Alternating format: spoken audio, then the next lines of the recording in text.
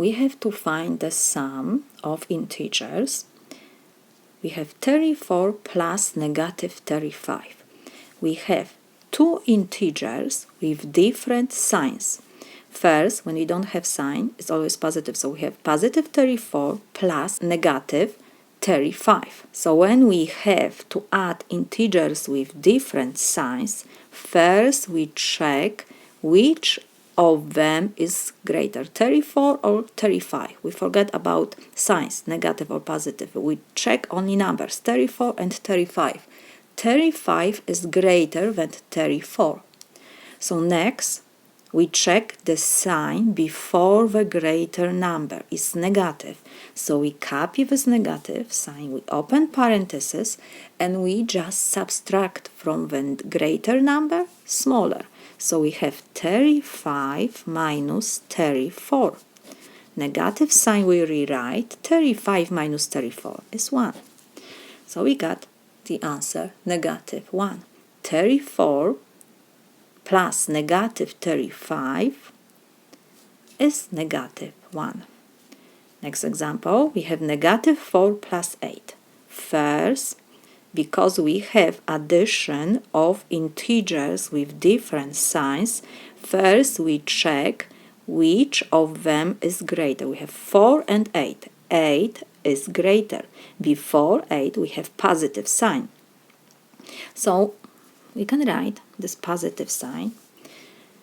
And now we have to just subtract from the greater number smaller. In parentheses we can write it. So 8 minus 4, positive sign we can rewrite. 8 minus 4 is 4. So positive 4 we don't write positive sign, so just the answer will be 4. Negative 4 plus 8 is 4. One more time. When we have addition of integers with different signs, we check first which of numbers is greater. 8 is greater than 4. Next, we check the sign before this greater number is positive.